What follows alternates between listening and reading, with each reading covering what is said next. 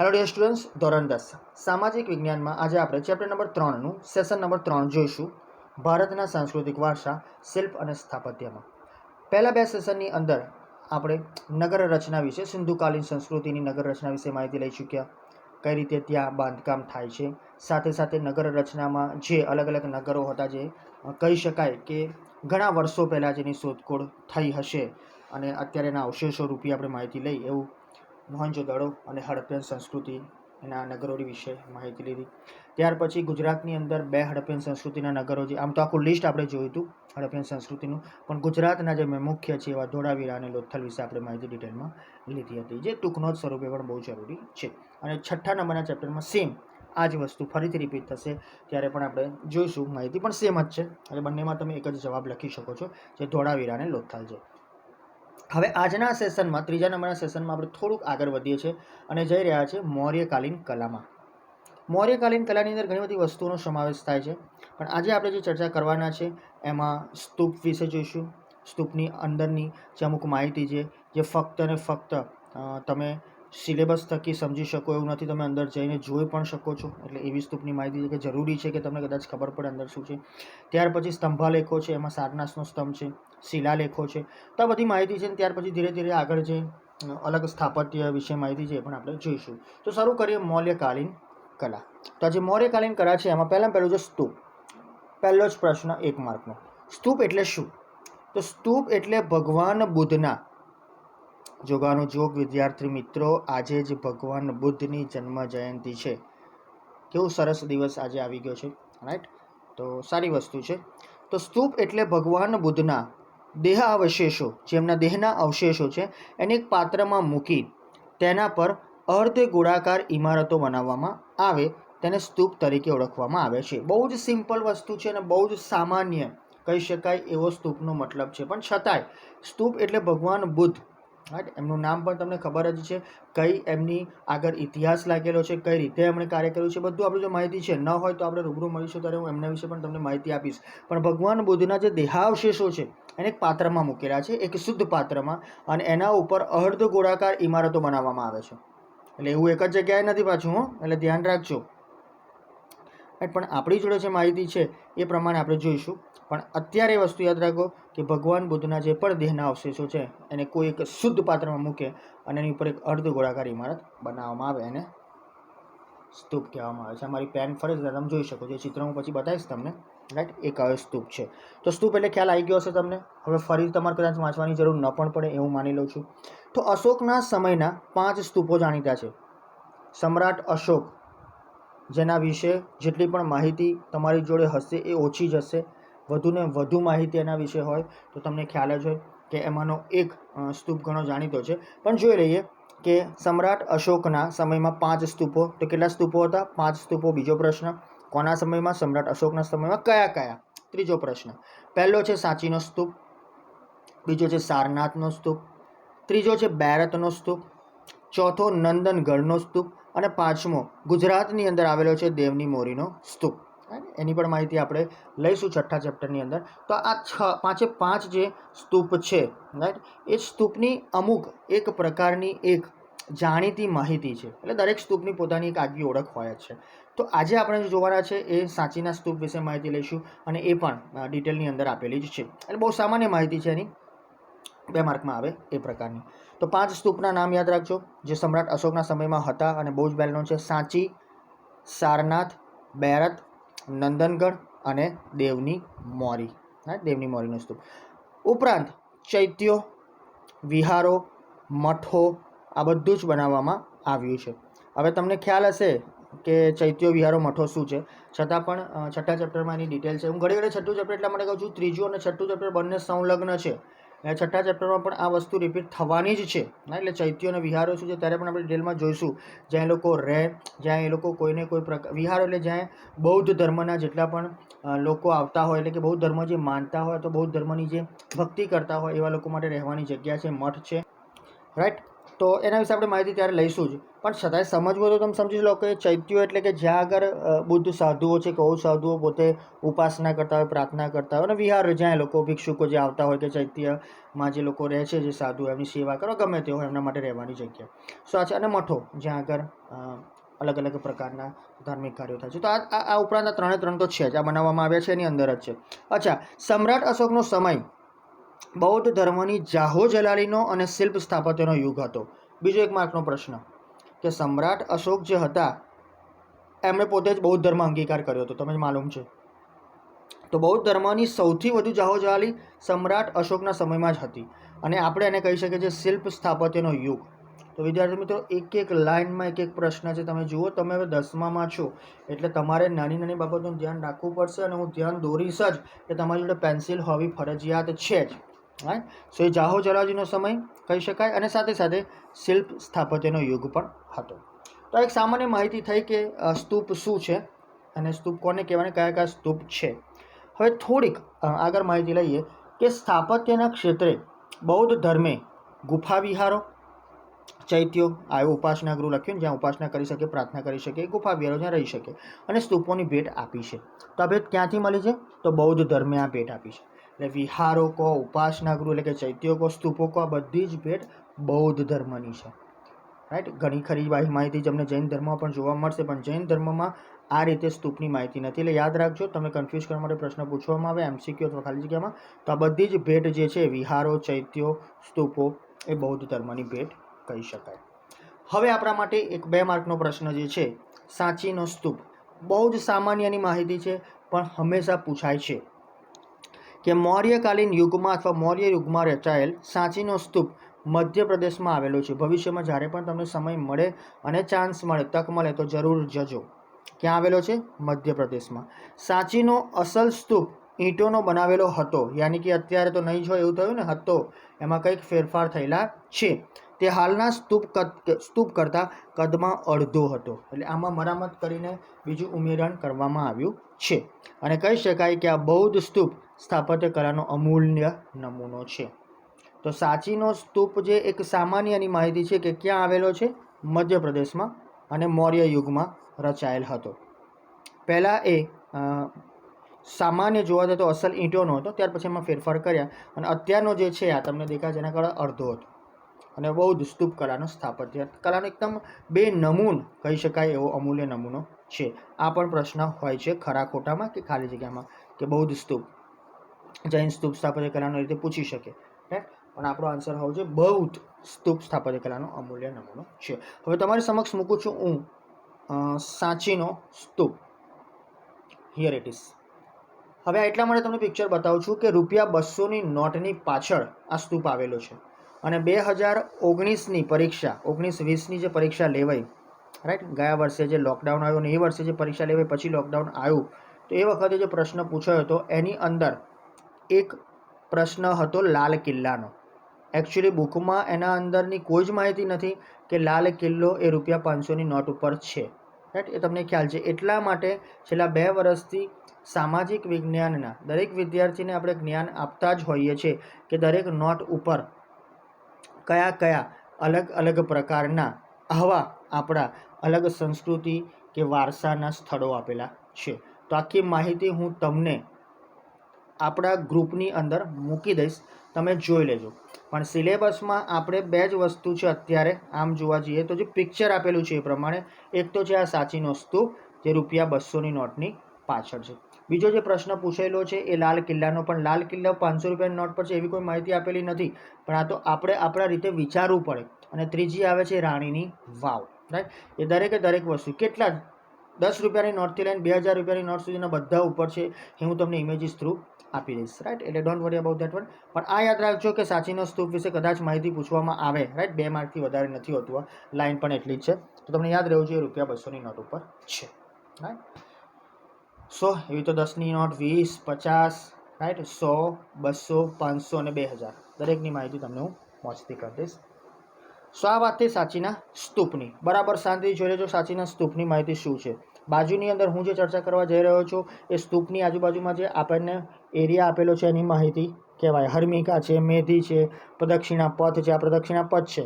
Right. તોરણ છે, આ ઊભા પાટલા નાખેલા છે એને તોરણ કહેવાય છે. રાઈટ. પછી હર્મિકા પણ છે, રેલિંગ વાડ બનાવેલી હોય એટલે આખા ગોળ ફરતે એને હર્મિકા કહેવાય. ઊંચા ગોળાકાર રસ્તા હોય અને આપણે મેધી કહીએ છીએ. જોઈ લઈએ છીએ આગળ એટલે તમને ખ્યાલ એક્ઝેક્ટલી આવી જશે.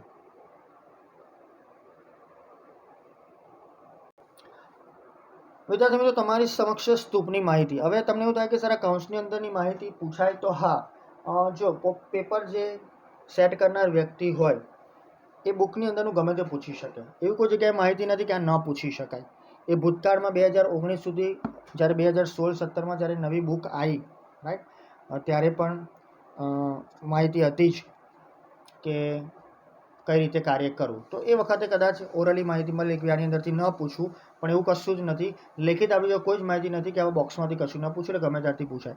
બીજી એક માહિતી હું તમારી જોડે આજે શેર કરવા જઈ રહ્યો છું કે 2020-21થી જ ધોરણ 10ની પુસ્તકમાં થોડા ફેરફારો કરવાના હતા, પણ લોકડાઉન લીધે નહીં થઈ શક્યા. પણ હવે તમારી બુકની અંદર થોડા ચેન્જીસ સાથે નવી બુક આવશે.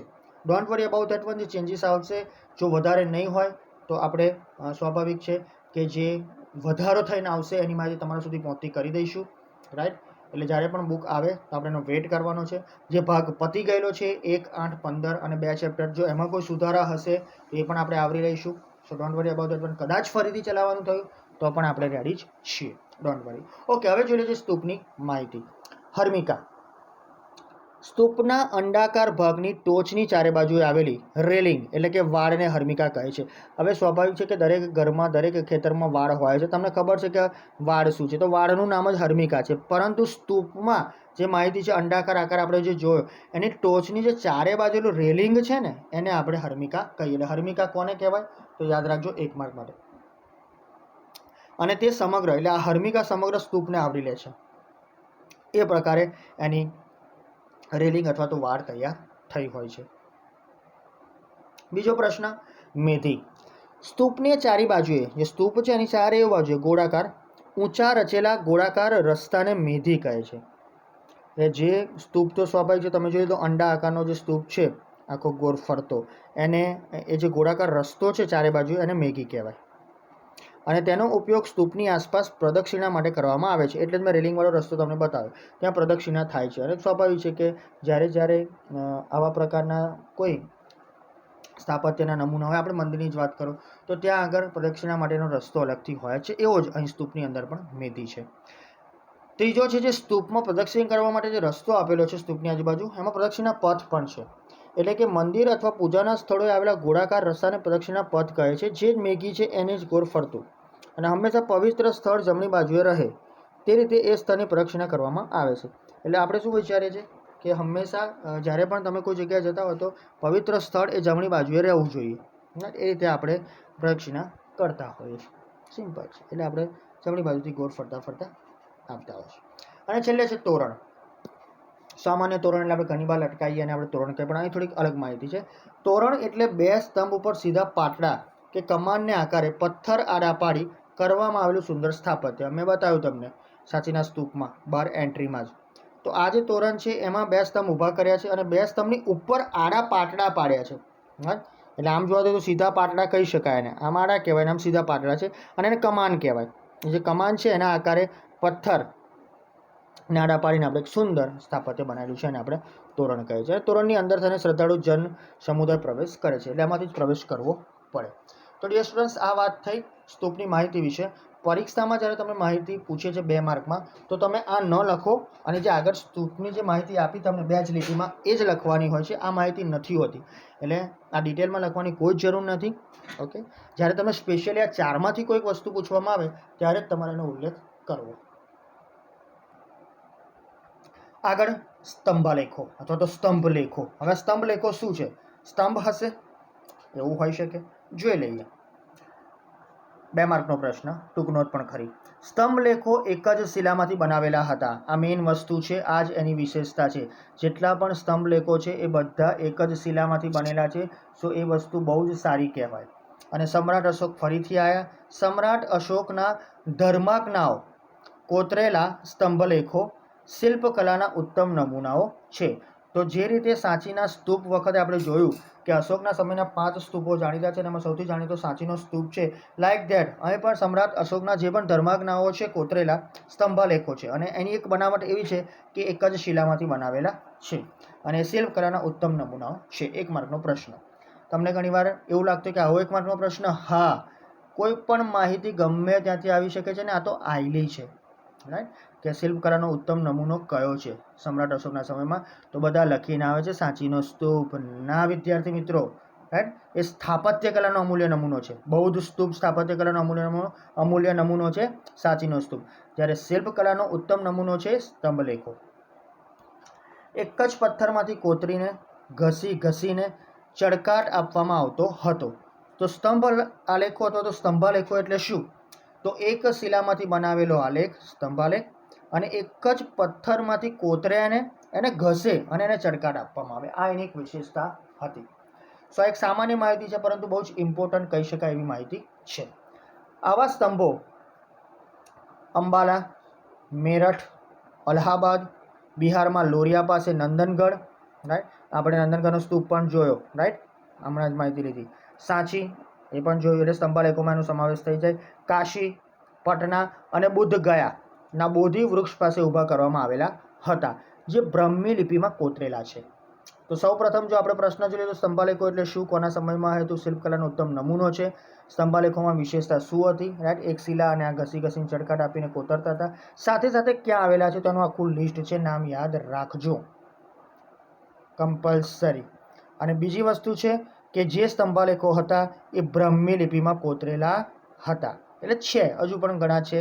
થોડીક પરિસ્થિતિ બદલાઈ છે, કદાચ એમાં સુધારા વધારા થયા હોય, કારણ કે જે આર્કિયોલોજીકલ ડિપાર્ટમેન્ટ છે ને એવું લાગે કે આમાં સુધારા કરવાની જરૂર છે, કદાચ તૂટી જવાય જેવું છે તો એમાં સુધારા કરતું હોય છે.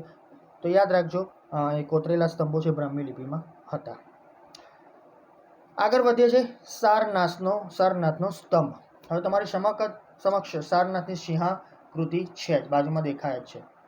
ઓકે, એટલે પિક્ચર પરથી આવે એમાં ધ્યાન રાખજો. ધોળાવીરા મેં બતાવ્યું હતું, લોથલ બતાવ્યું હતું, રાઈટ, પછી મોહેંજો-દડોની નગર રચના બતાવેલી, સાંચીનો સ્તૂપ બતાવ્યો અને આ જ આવ્યું સારનાથની સિંહાકૃતિ. જોઈ લો. સો સારનાથનો સ્તંભ ટૂંકનો ભારતની શિલ્પકલાનો શ્રેષ્ઠ નમૂનો.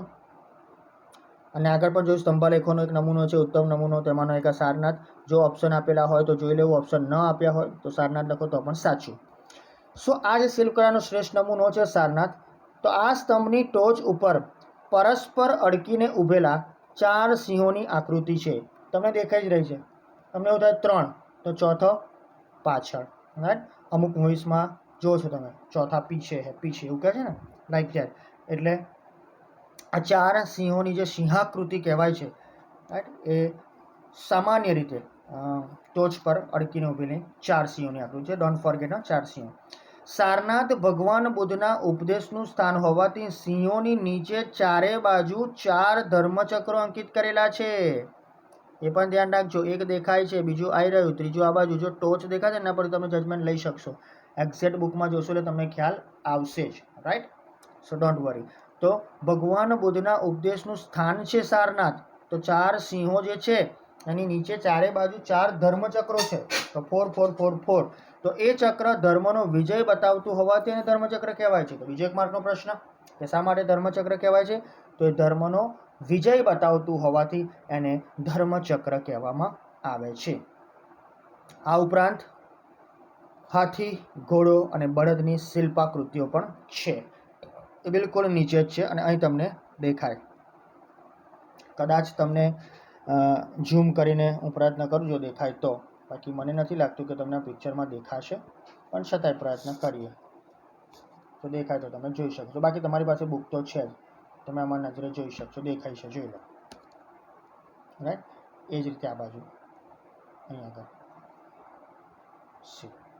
ઓકે. એટલે ધ્યાન રાખજો, હાથી, ઘોડો અને બળદ છે, એટલે એની માહિતી લેજો. અને આ જે પણ મેં કહ્યું ધર્મચક્રની માહિતી, એક આ છે, આ ટોચ દેખાય જો, એવું જ આ બાજુ અને એવું જ પાછળ. આ 3 સિંહ છે, એવા જ પાછળ, રાઈટ.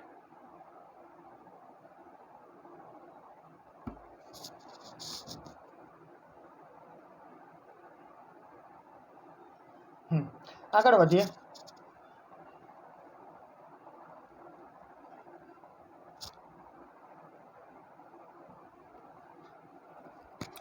પ્રજાસત્તાક ભારતના રાષ્ટ્રધ્વજમાં આ ચક્રને સ્થાન આપવામાં આવ્યું છે અને 4 સિંહોની જે આકૃતિ છે એને ભારતના રાષ્ટ્રીય ચિહ્ન તરીકે સ્થાન આપવામાં આવ્યું છે. તો વિદ્યાર્થી મિત્રો, આ સારનાથનો સ્તંભ એમ જ ભગવાન બુદ્ધનું ઉપદેશનું સ્થાન નથી. ઘણા બધા કારણો છે એની પાછળ, અને આજની તારીખમાં પણ એને એ રીતે સાચવવામાં આવ્યું છે કે એની પર કોઈ પણ પ્રકારની કોઈ પણ એવી નુકસાન ન થાય. ધર્મચક્ર અત્યારે રાષ્ટ્રધ્વજમાં દેખાય છે. પ્રજાસત્તાક ભારતનો જે રાષ્ટ્રધ્વજ છે એમાં ધર્મચક્ર છે જ, રાઈટ, તમે જાણો જ છો. સાથે સાથે જે 4 સિંહોની આકૃતિ છે એને આપણા રાષ્ટ્રીય ચિહ્ન તરીકે નેશનલ એમ્બ્લેમ કહીએ છીએ, રાઈટ, એમાં આપણને સ્થાન મળ્યું છે. એક ઉત્તમ વસ્તુ છે. દુનિયાની સર્વોત્તમ શિલ્પકૃતિ પૈકીનો આ એક ઉત્તમ નમૂનો ગણાય. એટલે સારનાથનો સ્તંભ છે એ દુનિયાની, કીપ ઇન માઇન્ડ, શું છે? દુનિયાની સર્વોત્તમ શિલ્પકૃતિમાંનો એક કહેવાય છે, ઉત્તમ નમૂનો.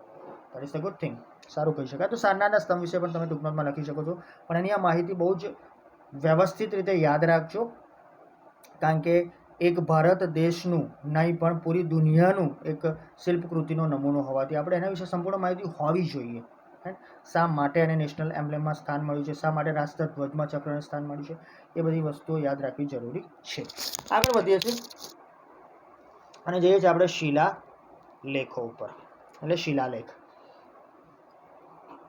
સમ્રાટ અશોકના શિલાલેખોમાં ધર્માજ્ઞાઓ કોતરેલા શિલાલેખો અગત્યના છે.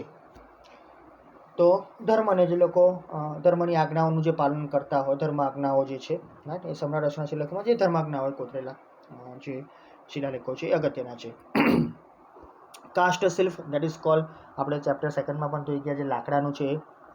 પાષાણ શિલ્પ, પાષાણ યુગ જોઈ ગયા, એની માહિતી પણ જોઈ ગયા. તાંબામાં તો એ પણ છે, તો પાષાણ શિલ્પ પણ છે. આ બધા અલગ અલગ સ્થાપત્યો કલાના ઉત્તમ નમૂનામાં પ્રતીતિ કરાવે છે. સો બંને પણ યાદ રાખજો, કાસ્ટ શિલ્પ અને પાષાણ શિલ્પ.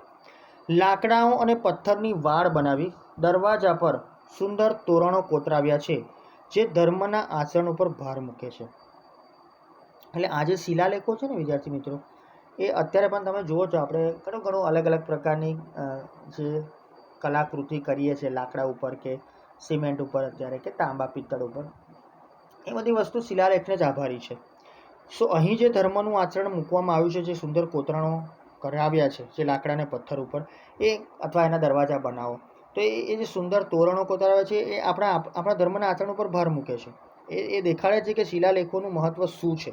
અને આ શિલાલેખો પેશાવર, દહેરાદૂન, થાણા, મુંબઈ, ધૌલી અને જોગડા, દેટ ઇઝ ઇન ઓરિસ્સા, અત્યારે પહેલાં ઓરિસ્સા કહેતું, અત્યારે ઓડિશા કહેવાય છે, અને ચેન્નઈ વગેરે સ્થળેથી મળી આવ્યા છે. તો આ સ્થળોના નામ યાદ રાખજો. પેશાવર એકચ્યુઅલી અત્યારે આપણા ભારત દેશમાં નથી, પણ પેશાવરથી શરૂઆત કરીએ ત્યાં સૌથી વધારે છે. ત્યાર પછી દહેરાદૂન, થાણા અને આખું નામ છે. તો આ નામો યાદ રાખવા જરૂરી છે. રાઈટ, કાઉન્સવાળું તમે ખાસ કહું છું, યાદ રાખજો કયા રાજ્યમાં છે, તો જોગડા એ ઓડિશામાં. અચ્છા, ગુજરાતમાં પણ એના નમૂના છે. જૂનાગઢમાં ગિરનાર પર્વત તરફ જતા રસ્તામાં, એટલે કે તળેટીમાં જ આ પ્રકારનો શિલાલેખ છે. આપણા માટે બહુ નવી વસ્તુ નથી આ. જો તમે ગિરનાર ગયા તો તમે જોયું જ હશે, અને ના જોયું હોય તો બહુ એ વસ્તુથી તમે વાકેફ નથી, એ સારું ન કહેવાય. કહેવાનો મતલબ કે ગુજરાતની અંદર સમ્રાટ અશોકના જે શિલાલેખો છે એમાંનો એક નમૂનો જૂનાગઢમાં છે. જોયું જ હશે તમે, પણ કદાચ તમને ખ્યાલ નહીં હોય, જો ગયા હશો તો. એ રસ્તામાં જે તળેટી છે એમાં જ એ ગિરનાર પર્વત તરફ જતા આવે છે. ઉપરાંત ગુજરાતમાં પાલિતાણા, શેત્રુંજય પર્વત પર જૈનના મંદિરો છે, એ પણ ઉત્તમ નમૂનો છે. આમ જૈન તીર્થનું સૌથી મોટું કહી શકાય એવું પાલિતાણા, ભાવનગરથી નજીક. અમદાવાદમાં હટીશીના જૈન દેરાસરમાં પણ છે, એ પણ વેલ નોન છે, જે ઈસવીસન 1847માં સઘળી માહિતી આપતા શિલાલેખો સંસ્કૃત અને ગુજરાતી ભાષામાં કોતરાવીને મૂકેલા છે.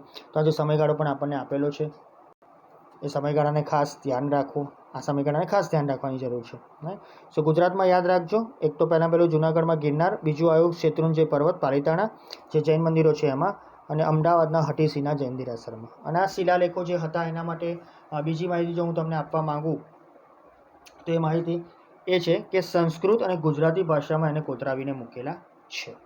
રાઈટ, સો વિદ્યાર્થી મિત્રો, વધુ માહિતી તમને નેક્સ્ટ સેશનમાં પણ મળશે, જે આગળ બીજી છે. પણ આજના સેશનમાં આપણે જે મૌર્યકાલીન કલા જોઈ, અને તે સ્તૂપ જોયા, 5 અલગ અલગ સ્તૂપના નામ જોયા, સ્તૂપ એટલે શું એ જોયું, સાંચીના સ્તૂપ વિશે માહિતી લીધી.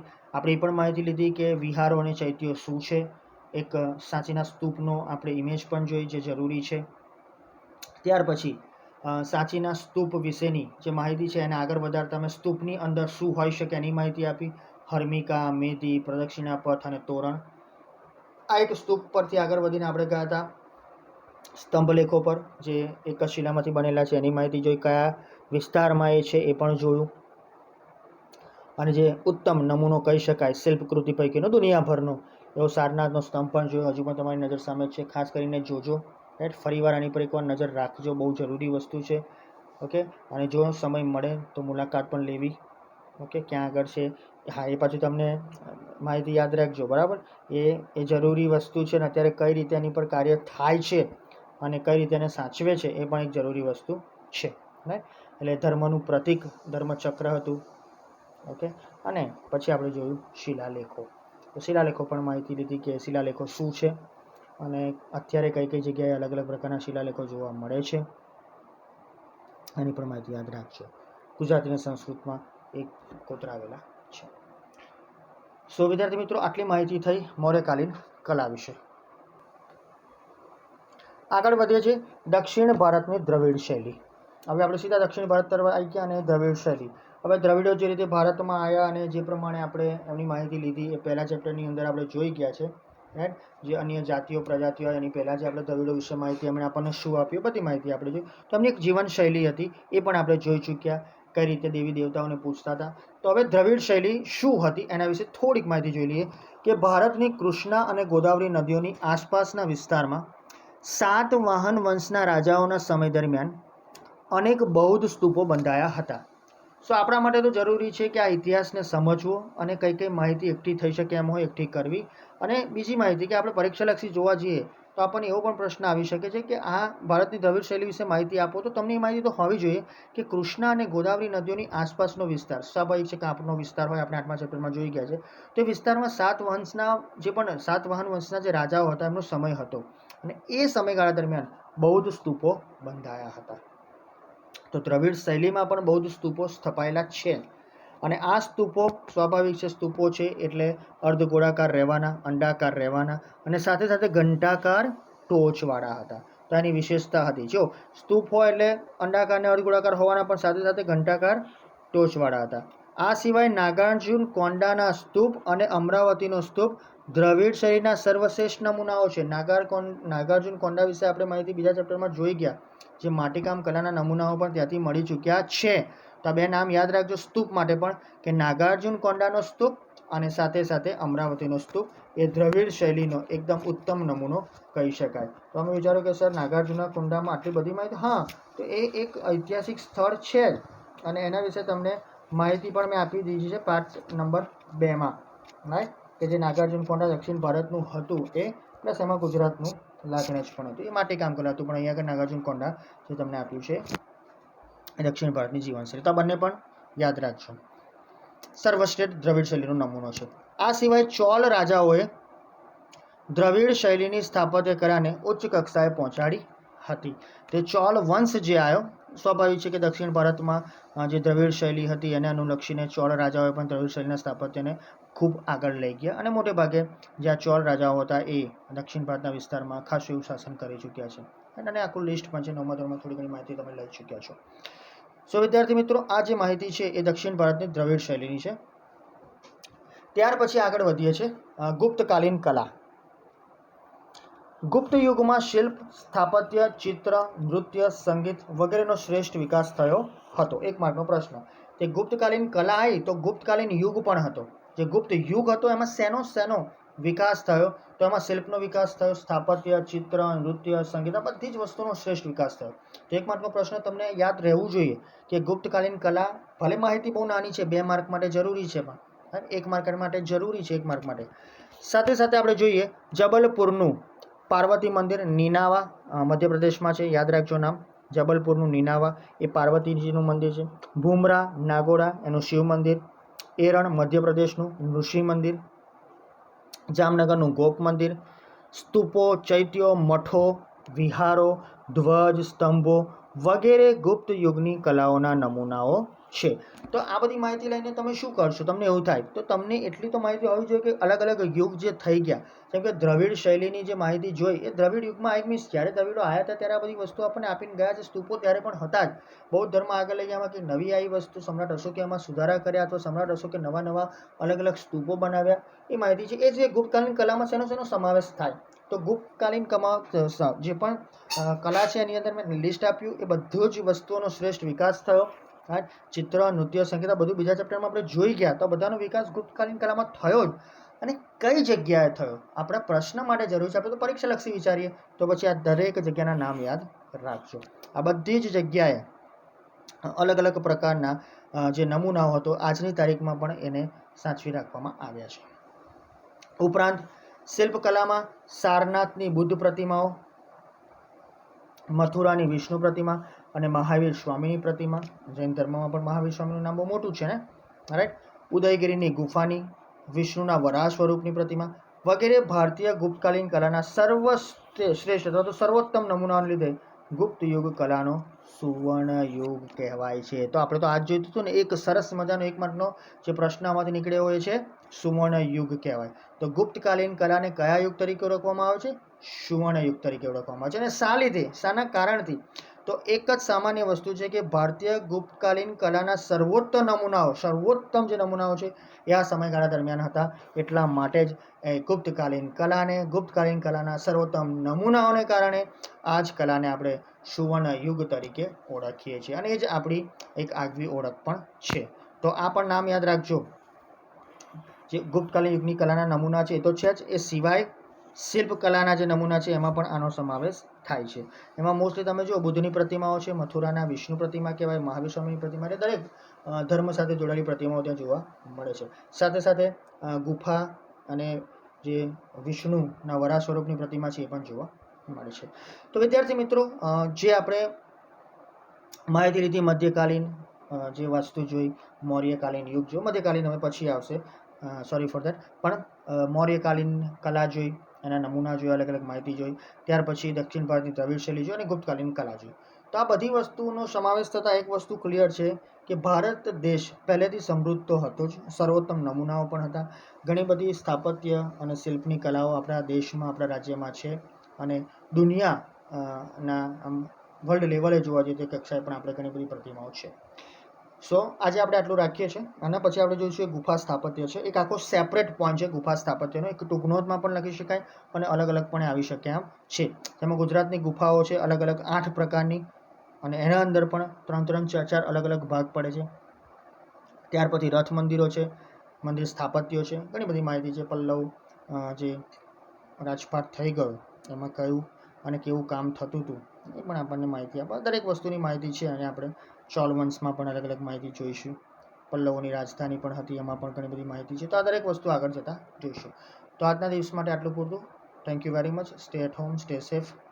વેક્સિન માટે રજિસ્ટ્રેશન કરાવી દેજો જ્યારે પણ નંબર લાગે ત્યારે, જેથી કરીને આપણે વહેલી તકે આ કોરોનાને દેશમાંથી હટાવી શકીએ, સારી રીતે આપણે રૂબરૂ મળી પણ શકીએ. Thank you very much. Have a nice day.